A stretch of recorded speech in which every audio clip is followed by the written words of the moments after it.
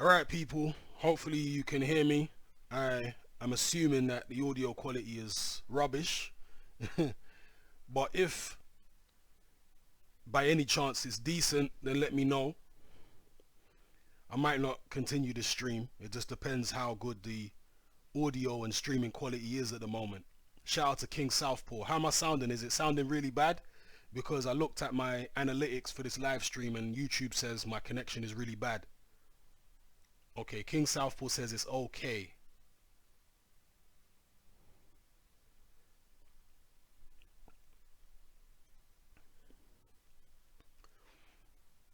Unemployed Mario, what's good? What's good? What's good? Okay. Gregor Scott says it's fine to him. Alright, we're in business then. We are in business. What's happening, people? Volume is low. Is the volume low for anybody else? Let me know if the volume is low.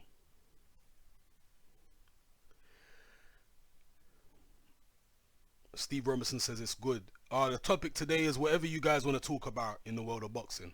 Whatever you want to talk about, we'll talk about.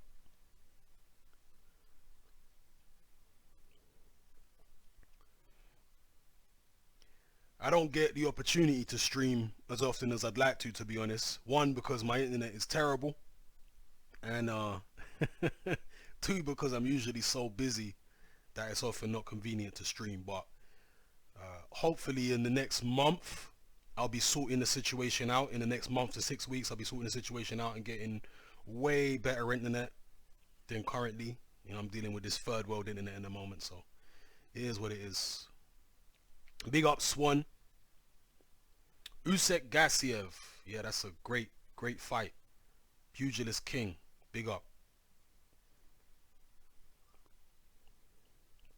Unemployed Mario says, what's your thoughts on people saying Joshua is scared? I think it's absurd, because if you look at Joshua's track record, not only as a professional, even as an amateur, he has been thrown in at the deep end on numerous occasions, and he's shown no fear. So why would he show fear now? He's been involved in tougher fights than Deontay Wilder's been involved in, and he's had half the number of fights that Wilder's had. So why would he all of a sudden be afraid of Wilder when he's fought Klitschko, when he's fought Parker, Dylan White, all these people within his first 20, 21, 22 fights? But he's going to be scared of Wilder? It don't make no sense. When he was an amateur, he fought in the world championships against the top amateurs in the world when he only had about 20 amateur fights, and he showed no fear at all. He went all the way to the final and lost by a single point in the final against an Azerbaijani, and the tournament was in Azerbaijan. The Azerbaijani president was there watching. So Joshua's never shown fear before, so I don't see why he would all of a sudden show fear now. I think it's ridiculous. Do I see Joshua beating Povetkin? Yes, I do, but I think it's a dangerous fight. I do think it's dangerous.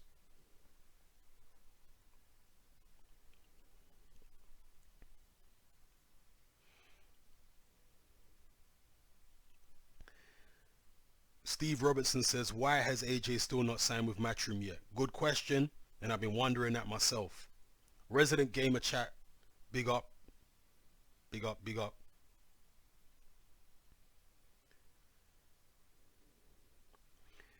Sam says, Matt versus Pac predictions. It's difficult to predict that fight, you know, because Matisse hasn't been the most active guy in the past couple years, ever since Victor Postal beat the brakes off him.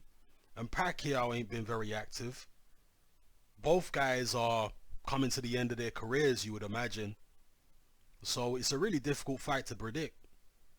On paper, you would say Pacquiao because of what he's achieved so far in his career, and he's got the speed and athleticism and all that kind of business. But at 38 or 39 years old, does he still have enough? Matisse has certainly got the punching power to knock Pacquiao out. I've got no doubt in my mind about that. Wet Fart says, who you got, Yard versus Boatsi, and what do you think about Yard saying it's silly to fight Boatsi? Look, Yard and Tunde Ajayi have clearly got a lot of ambition. That's what they're saying anyway. That's how they're rationalizing what they're doing. They're saying they've got a lot of ambition, and fighting Boatsy right now makes no sense when you can fight him a few years down the line in a stadium. I mean, we have to see how it all unfolds to find out whether they're wise to have that approach or not. But as a fan, I want to see the fight sooner rather than later. I want to see Yard Boatsy like this year or next year. That's when I want to see it. So obviously we're all disappointed that Yard and his team are not entertaining that fight right now. Pugilist King says Wilder postponed signing the contract as a ploy to make it look like Joshua is ducking him. Very possibly. Very possibly.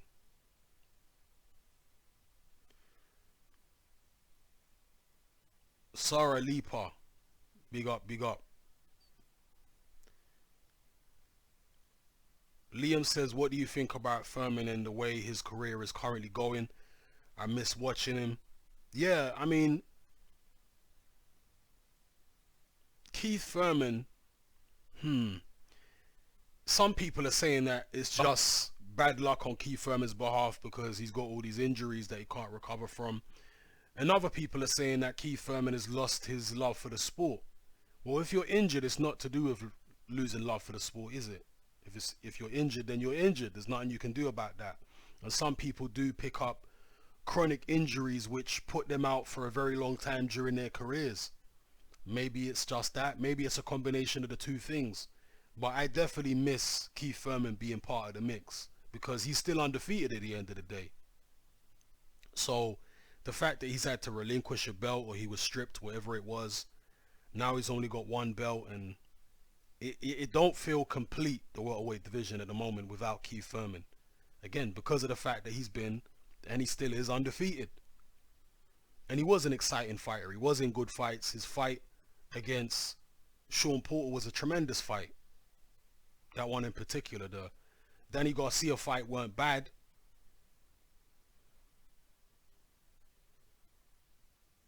So yeah, like you, I miss watching Furman too.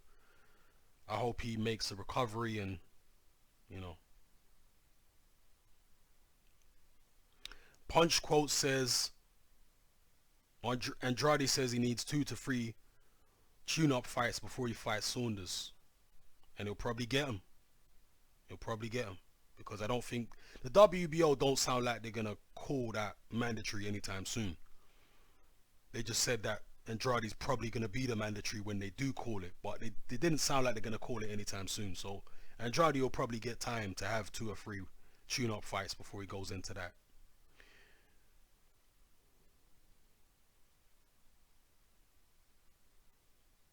The Dog's Bollock says Wilder is so overrated. He's fought 39 bums, which he struggled with Molina, Washington, and Spilka. Was lucky to win against Ortiz. DW International, big up. Mario says, is Khan's new opponent Vargas any good? I can't remember seeing him, to be honest with you. I haven't, and if I have watched him, I've only watched him once or twice, and I can't have been that impressed because I can't remember.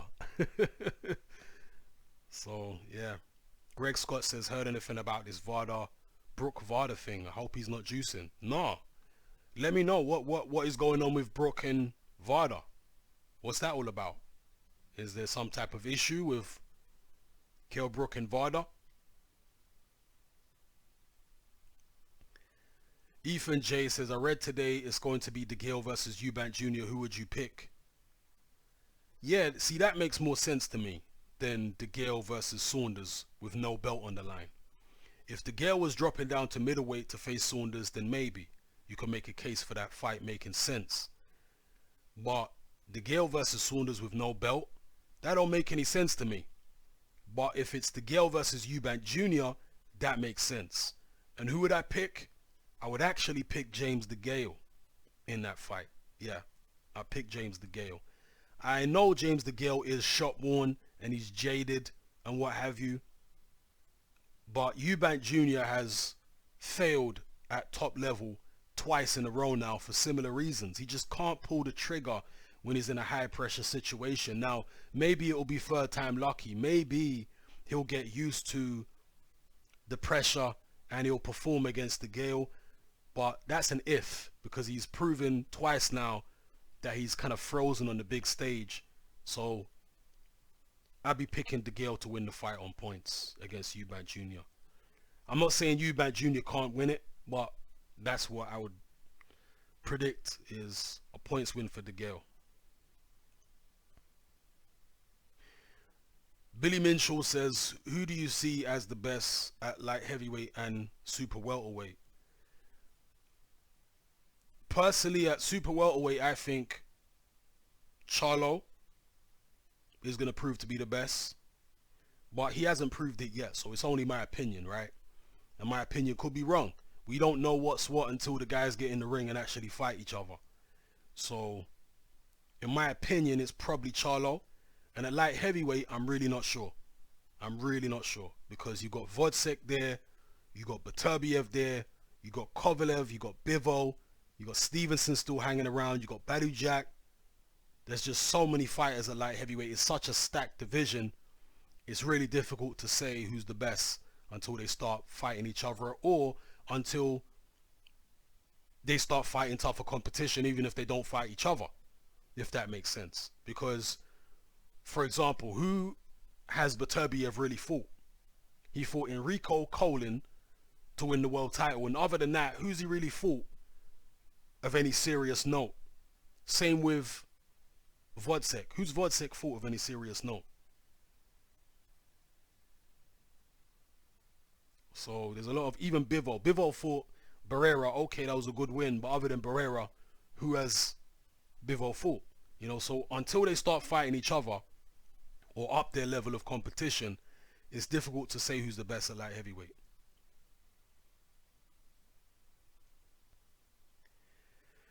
Right, I apologize if I can't get to everybody's comments. There is a lot of comments. Let me scroll down to the latest ones. I'll try to pick them out here.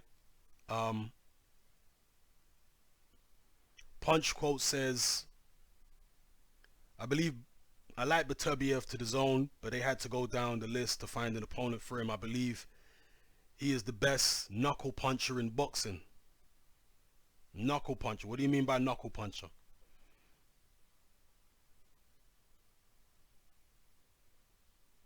Sarah Lepa says, Eubank Jr. gone quiet after his beatdown on Twitter. Or after his beatdown on Twitter, now more subdued. Yeah, I guess so.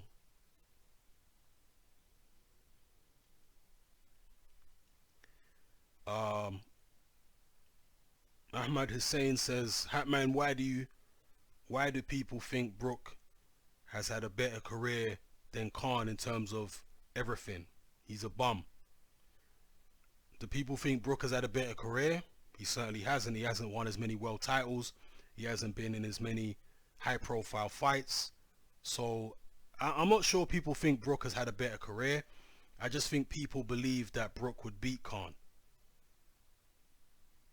I don't think they necessarily think he's had a better career. He certainly hasn't fought all the names that Amir Khan has fought. You know, Khan's win over Maidana is definitely better than any win. Well, actually, no. Let me not say it's better than any win Brook has, because Brook did beat Sean Porter. Is Sean Porter better than Maidana? I mean, they're on a similar kind of level, right? But Khan's beat other people too.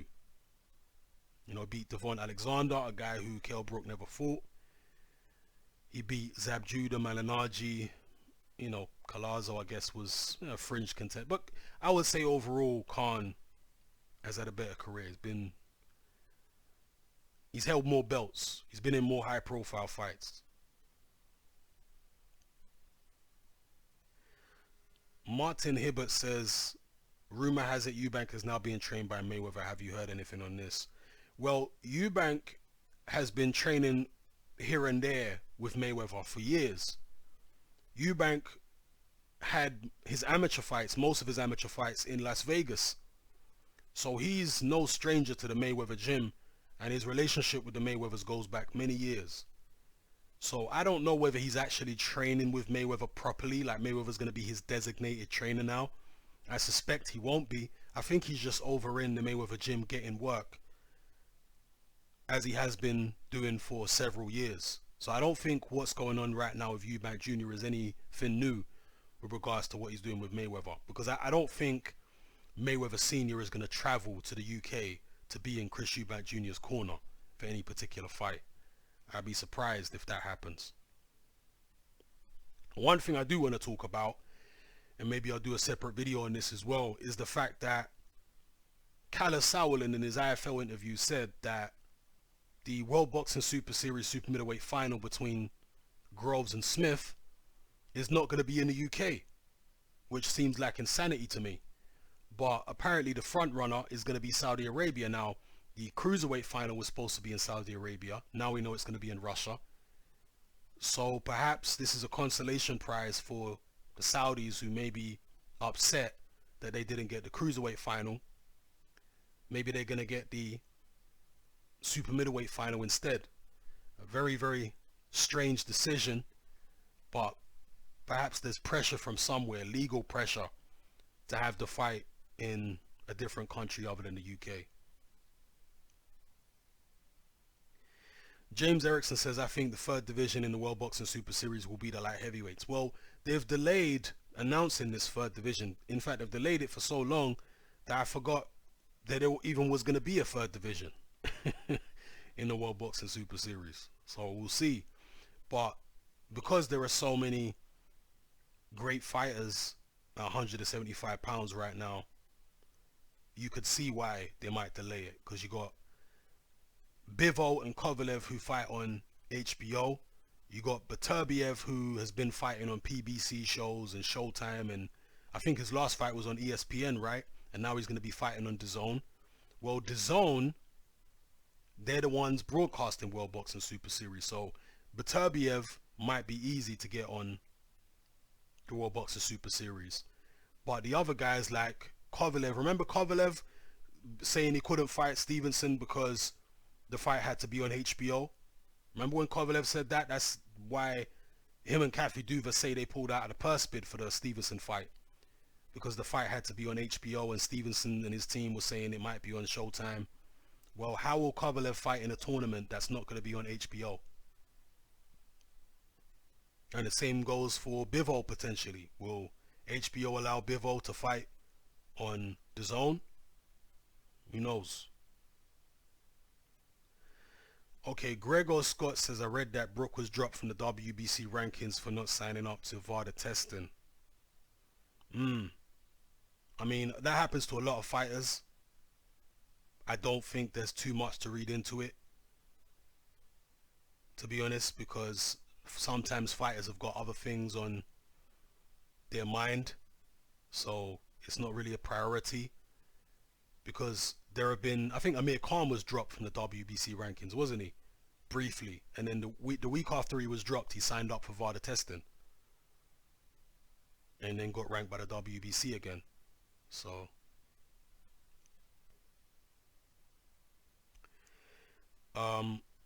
Swan says, after the Abraham fight, you said Eubank is world class.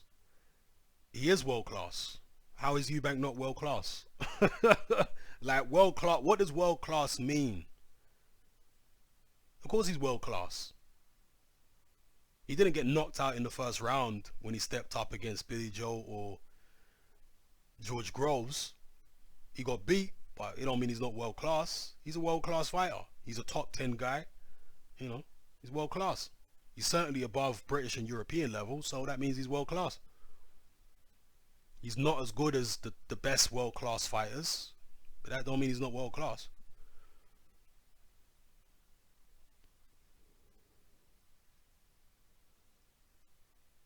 Sarah Lippar says Eubank Jr. doesn't seem to carry power at 168.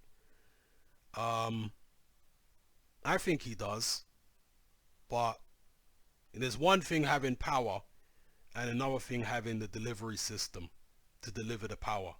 And Eubank Jr. don't have the delivery system. Certainly not against a skilled boxer. If it's against a guy who stands in front of him, who squares up their shoulders and presents themselves as an easy target, I think Eubank Jr. can hit them pretty hard. Same was saying, big up. Big up, big up.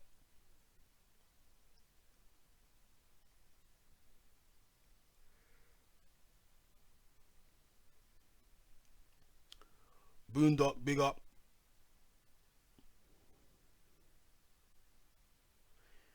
Luke B says, who would win an arm between Adam Booth and Dominic Hingle? An arm? I mean, an arm wrestle? An arm wrestle? If it was an arm wrestle, it would have to be Dominic Hingle, right? Because Dominic Hingle is jacked.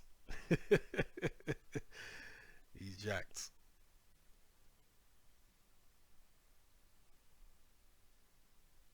Again, apologies if I don't get to everybody's comments. There's a lot of comments here to read.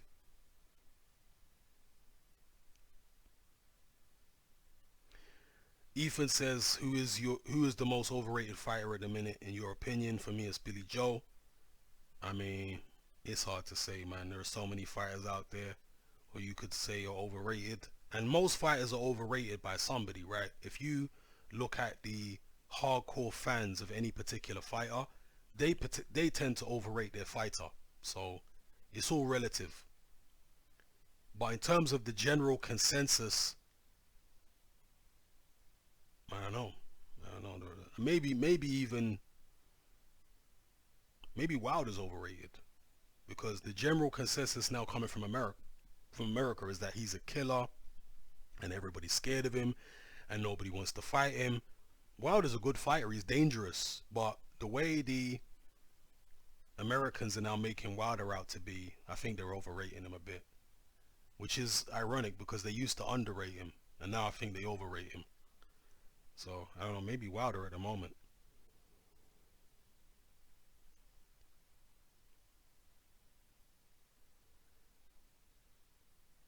Alright, let me try to get some comments here. Ingle's magic juice. Yeah, Ingle's doing something right, because he's like 50 years old and he's more jacked and ripped than a lot of guys half his age. So the magic juice is working, innit?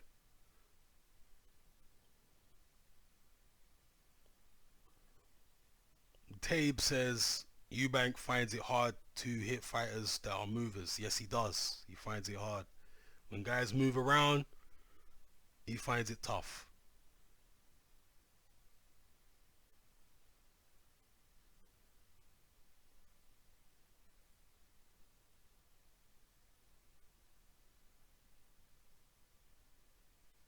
Alright, let me see here.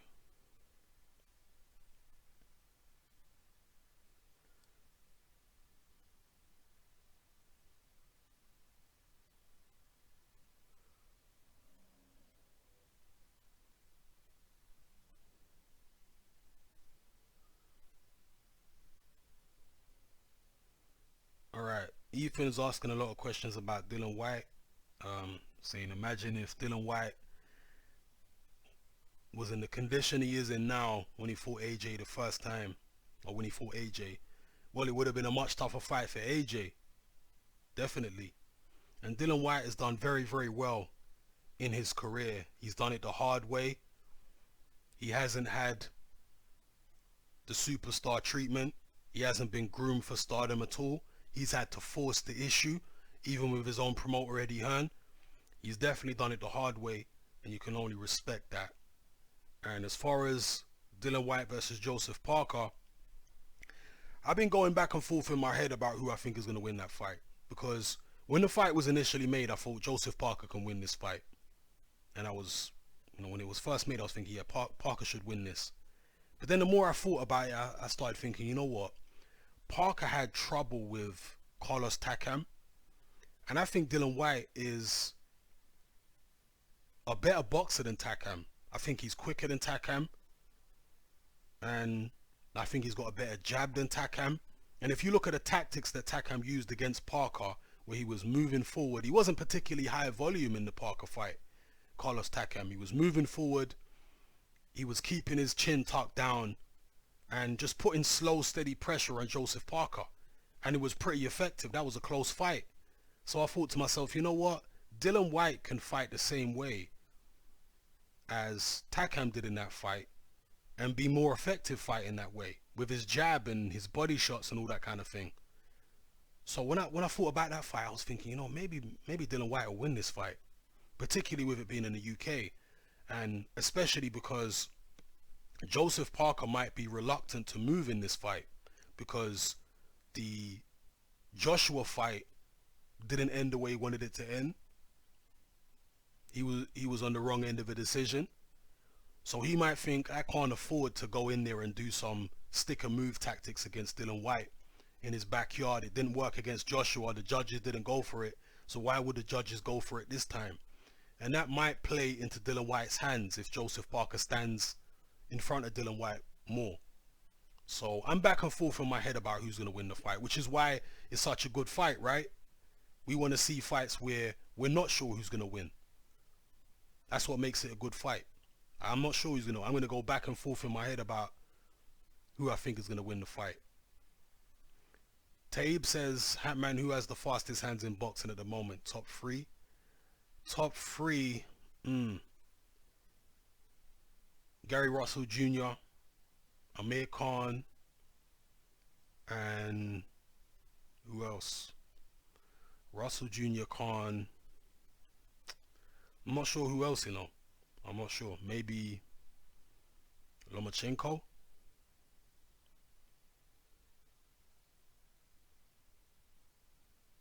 Pacquiao's still pretty quick. James Willett says, what's the best pay-per-view fight BT Sports / Frank Warren can make for the autumn? With Frank mentioned before, he will launch later in the year. Yeah, he's been talking about this pay-per-view for ages now, right? And nothing is manifested. So I'm not even sure.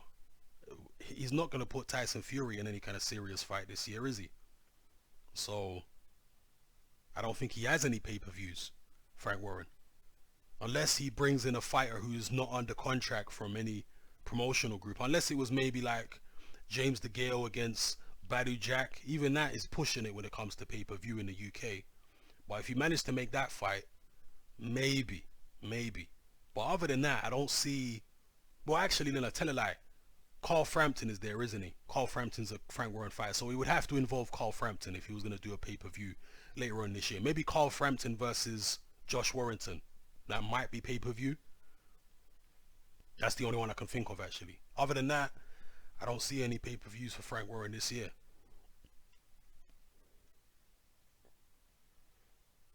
Alright, get to some more comments here.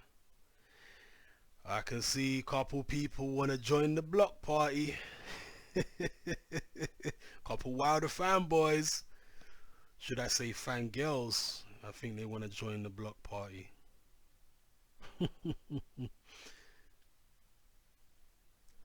Jake Ray says, can Hearn succeed in America? Only time will tell. Only time will tell.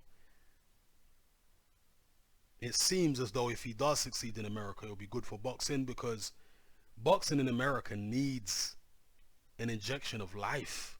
Like, boxing in America is not doing good at the moment. There's very little grassroots support for boxing in the United States, which is disappointing, because Americans used to love boxing. The general public in America used to really support boxing. But these days they really don't, and it is sad to see. There has been a little bit of a resurgence at the Barclays in New York. That's been going well. But even then, I mean, Danny Jacobs didn't even fill the Barclays Center, right? When he fought. And Terence Crawford's probably the only guy, the only American fighter, because obviously Canelo packs out stadiums and arenas and whatnot in the United States, but he's Mexican. In terms of actual American fighters, Terence Crawford is the only one who is consistently packing out arenas, and he really has a very, very strong following from Nebraska. They come out in force and they really back him. But other than Terence Crawford, you know, it's disappointing in the United States. So with the zone launching Eddie Hearn and whatever, hopefully he can inject some life back into the United States, because he says he wants to build grassroots interest in boxing in the United States, grassroots support. He says he has signed some young amateurs who are just turning pro in the United States, so we'll see how he does. But if he succeeds, it's probably good for boxing. The fact that Americans have to pay so much for pay-per-views, they should want Eddie Hearn to succeed, because then they have to pay less for pay-per-views, right? Who the hell wants to pay $100 for a pay-per-view, or $60, $70? But the Americans, some of them are so insane, and their hatred for Eddie Hearn is so deep, that they would rather continue getting ripped off by HBO and Showtime with these $60, $70 pay-per-views, rather than pay $20 for the zone and get that quality boxing, several fights of that quality per month. Insane. Insane. And there you go.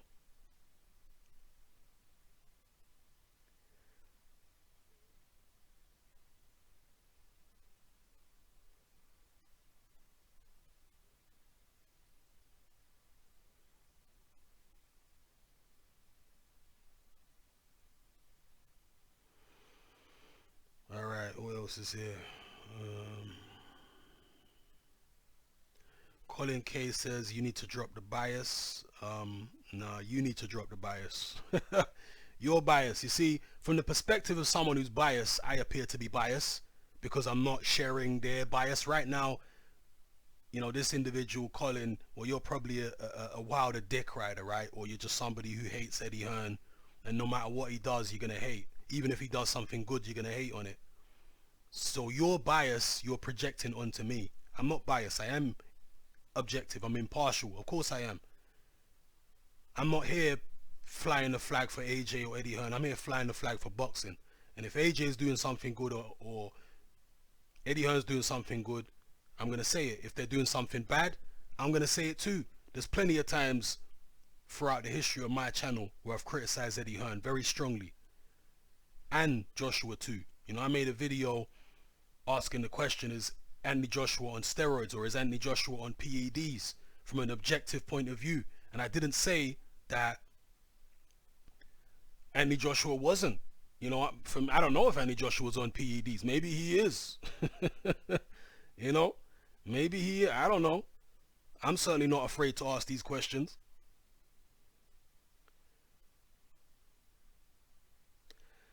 Intellect123 says, Hatman, thoughts on White Parker? Yeah, I just gave my thoughts a few minutes ago. Maybe you weren't tuned in by then, but basically I'm back and forth about that fight, White versus Parker. I'm really back and forth. I'm not sure. Who else here now? Scotty Bizzle says, who's your favorite boxing channel? I like a lot of boxing. Well, I like several boxing channels. Boxing Gossip is a channel that I like, although he's not been active lately. I definitely like Boxing Gossip. I like and several Dwyer, obviously. I like Beats. I like, man, there's so many channels that I watch. But to be honest with you, the channels I watch most often, because they make the most number of videos, are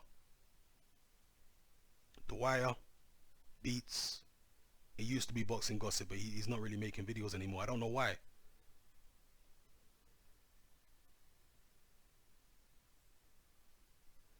I don't know why.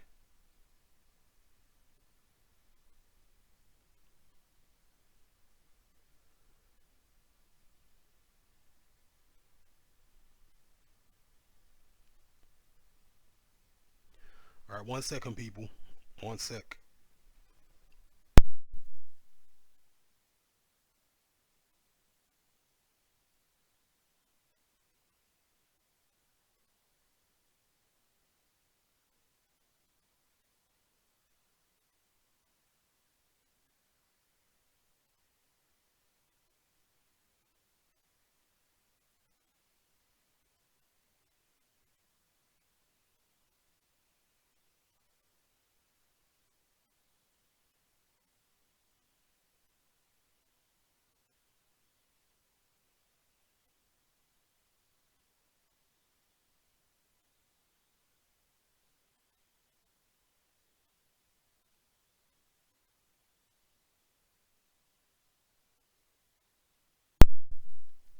All right, I'm back. I'm back. Um, 54 says Hatman. Says boxing gossip only does Patreon. He's too money hungry. Um, a lot of people criticize certain channels, like, for example, uh, who's the guy they always criticize now for being money hungry? I forget the name of his channel. He's a big channel, an American channel. Why am I totally forgetting his name? And I'm not doing it intentionally. My memory just goes sometimes with old age. Not the boxing voice. Who's the guy that... Ego. Alright? So many people criticize Ego for being money hungry and constantly asking for donations and, this, that, and the other. Well, look, I guess he's doing it as a full-time job, and I've always said good luck to him. Just because he might disagree with me or whatever, just because he's biased, the way I look at it is this. This is just boxing. I don't take this boxing YouTube channel so seriously that I'm literally gonna hate people because they have a different opinion to me over a boxing channel, over a boxing match or over a particular boxer. It's just boxing. It's not so deep that I'm gonna go try to punch someone in the face because they got a different opinion to me about boxing. So, certain people want to run their channel a certain way, and whatever the case may be, good luck to them. Good luck to them, man. Yeah, that's why I say ABC123. Ego's got hella subs. He's making good money. Good luck to him. I'm not a hater. Ego, whether you like his content or not, I respect the way he's been able to grow his channel so quickly and become so big and so successful so quickly. I respect the way he's been able to do that because he started after me.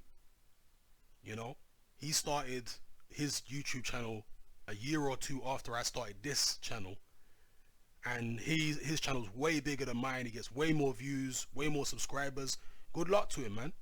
I ain't got nothing bad to say about that. I respect his grind, definitely. Whether people say he's biased or they don't like him or whatever, I just respect what he's done with his channel. So, and I know a lot of these channels now have got a certain way of doing their Patreon. Like, they want to charge you, I don't know, $25 to get a shout out, or they want to charge you $50 to get a mug or something, and to interact with them on a live stream. That's optional. You don't have to do that. That's optional. If you want to pay it, you pay it. Me personally, I don't do that. My Patreon is very cheap. If you want to donate $1, you can. If you donate $3, you get content from me. Weekly podcasts, which are topical podcasts, that's what you get from me. So I'm not into charging people $25, $50 and all that kind of stuff and not really giving them anything. My Patreon, I do actual podcasts that are like an hour long, sometimes longer than that, videos and all kinds of stuff, because I feel a little funny about charging people a lot of money and not actually giving them anything other than a shout out. You know what I mean? Like, that's just me. But if other people want to do it, I'm not criticizing them for doing it. You understand? Because at the end of the day, it's optional. Nobody has to pay $25 for a shout out. If you don't want to do it, don't do it. But some people want to do it. Some people like Ego or whatever other channel, Boxing Gossip. Some people like them enough that they will pay $25 for a shout out, or $50 to feature on a live stream in a Skype chat. It is what it is, man. People pay whatever they want to pay, whatever they think is worth. So it is what it is. Yes, big up Sporting Icons each and every time. Sporting Icons definitely doing his thing as well. How could I forget Sporting Icons? I apologize. You know what I mean? Shout out to Sporting Icons, man. Definitely doing his thing.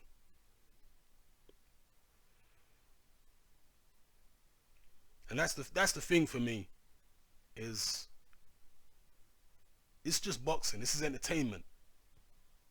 I don't have to form massive bitter rivalries with other channels, and I don't have to. Why am I doing over what? Boxing? It's just boxing, people. It's not that deep. It's not that deep.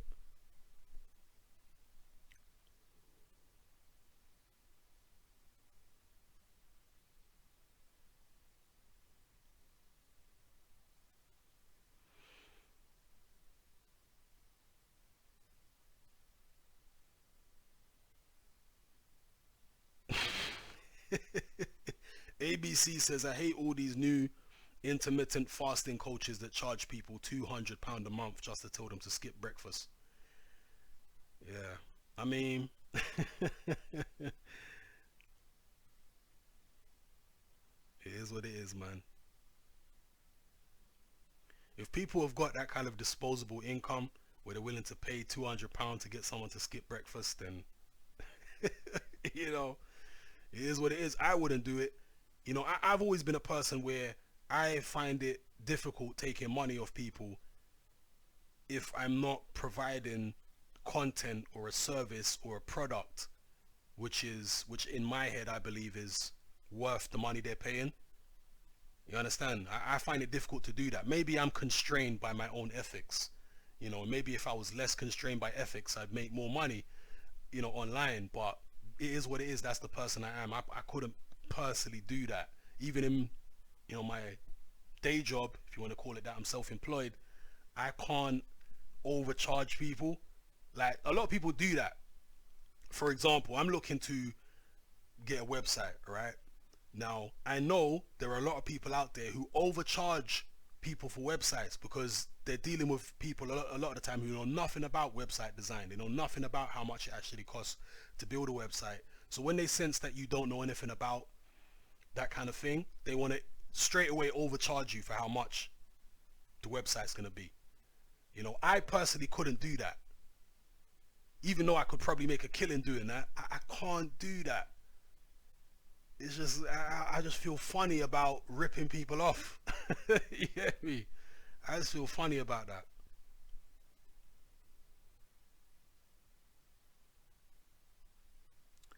Anyway, let's see here. MC Boxing Star says, Hatman, have a serious question. With Eddie Hearn putting Johnson into the ring with Beterbiev essentially to sign Beterbiev, do you see it's similar to how Don King used to work, borderline socio? Um, he's a promoter, and he asked Johnson if Johnson wanted the fight. He didn't just say, Johnson, you're fighting Beterbiev. He asked him, and Johnson said, hell yeah, I want the fight. So, no, I don't think he's anything like Don King. You have to realize how bad Don King was before you start comparing Don King to Eddie Hearn. Like, Don King was terrible. Don King was always in court cases with former fighters. Don King had fighters physically assault him on numerous occasions. Don King had fighters pull out guns on him. This is how bad Don King was. And his son as well.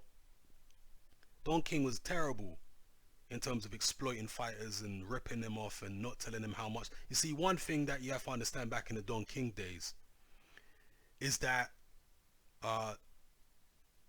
fighters didn't even get pay slips in the Don King days. No pay slips.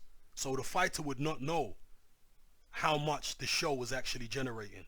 They would only get a check with a certain amount of money, and they would have no idea what percentage of the profit from the show was represented by that check.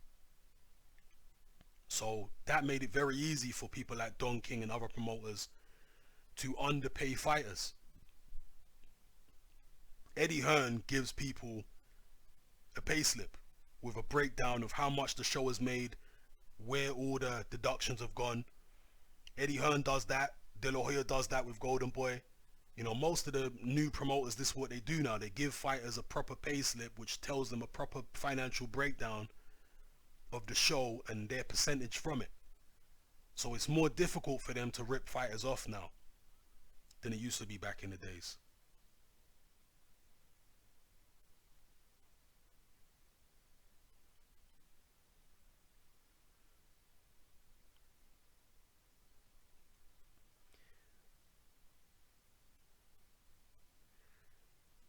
V Fox says, Hatman, do you YouTubers get YouTube groupie chicks and how's dealing with YouTube groupies. Believe it or not, in my early days on my old channel, I actually did have a couple groupies. That's when I used to go on camera. I actually had a few groupies. Yeah. And that's when I only had about 2,000 subscribers or something. Mm.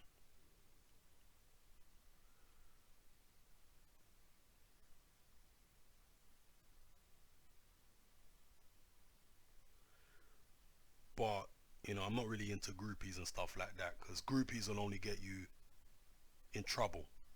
That's all groupies will do. I would advise anybody who's any kind of public figure to stay away from groupies. Because people are just looking to come up in the world, and when a groupie sees you as any kind of public figure, they will try and use you or blackmail you, or do some crazy business. So stay away from groupies, man.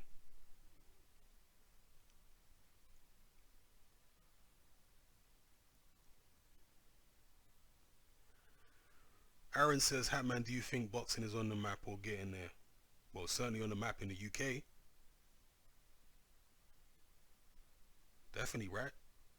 In the United States, it's got a long way to go in terms of, in America, they like certain fighters, but do they really support the sport overall? Not really.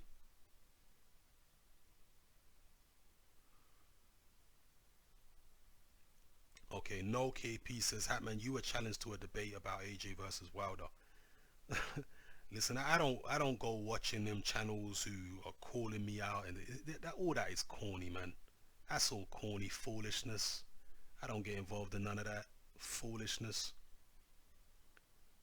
All that YouTube channel beef and let's debate and that's all absolute foolishness. I ain't got time for none of that. If you like that channel, go watch that channel. If you like this channel, watch this channel. I ain't got nothing to prove to no other channel. That's all foolishness to me. I'm a grown man. You understand what I'm telling you? Del Boys Boxing News says YouTube debates are terrible. I agree. These YouTube debates go on for like an hour and 2 hours. You think I got time to sit down and listen to some middle-aged men argue about boxing? I'm not interested in that at all. With their terrible connections and all talking over each other and all this rubbish. I ain't got time for none of that nonsense. Yeah. None of that rubbish.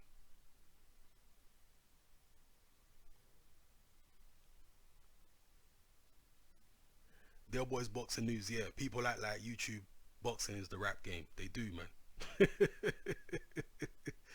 Yes, big up Boxer Gangali. Brixton in the house. Brick City. Big up Boxer.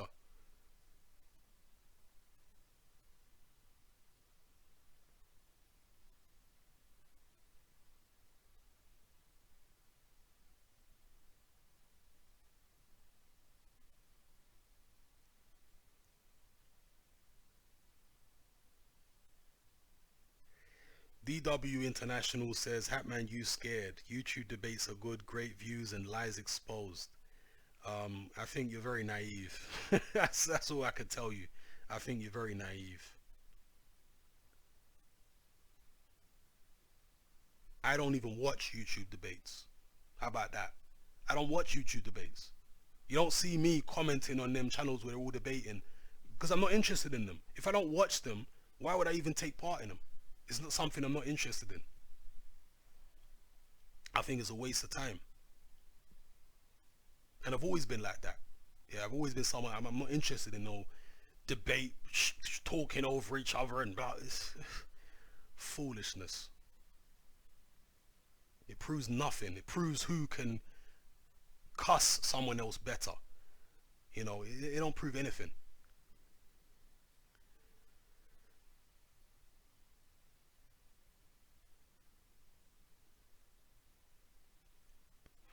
Well, low places, differences in opinion bring new thought about boxing. I listen to plenty of debates. It gets boring hearing the same. Okay, here's what I'll tell you, right? If you are debating someone who's actually an intellectual person, if you're debating someone who's not trying to troll, and someone who's not emotional and irrational and deeply biased, if you were debating someone like that, then it might be worth it. But we're talking about the YouTube boxing community here. How many people in the YouTube boxing community are actually capable of having a civil debate? Not many. This is the problem. If I was debating someone who's actually of a certain level of intellect, then maybe I'd entertain it. But I'm not just going to debate random donuts, you know, who have some agenda. Like, nah, that's long. I ain't got time for that. If I'm debating serious people who are intellectual and level-headed, then maybe, you know, but certainly not most of these jokers. In the LDBC, for example, these people are jokers. They're not debating people like that. That's not a debate. That's just an argument. For what? Yes, shout out to Ingram Jones. Shout out to Ingram Jones. Doing great work. Great interviews. I'm always directing people over to your channel to watch those interviews that you do. Keep up the great work, Ingram. Big up every time. And there you go, Sporting Icon, same thing. I can't give haters shine enough to debate them. And that's me. See, this is why I have never responded to any channel who's dissed me on YouTube. Why am I going to give them the views? You understand? I don't need them. I don't need to give them views. So I'm not going to go there. And that's what most of them are looking for anyway. Views or attention. So I'm not going to give them either.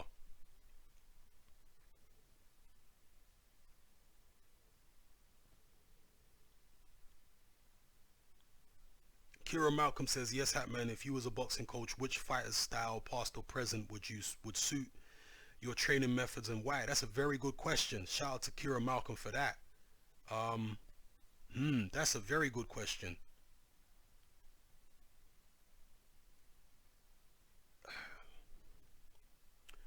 I want to say, man, that is such a good question. It's going to take me a while to think. I think tall fighters, I prefer to work with tall fighters rather than shorter fighters. So people like, and it's hard for me to even say that, you know, certain fighters would suit my training style because the trainers they had was so much better than I could ever be. But Tommy Hearns with Manny Stewart, Lennox Lewis, these kind of fighters, even Mayweather, you know, people who are boxer punchers rather than pressure fighters. And punchers being the operative word. I would always prefer to work with fighters who can punch. I don't even know whether I'd want to work with somebody who can't punch. You know, I'd be reluctant.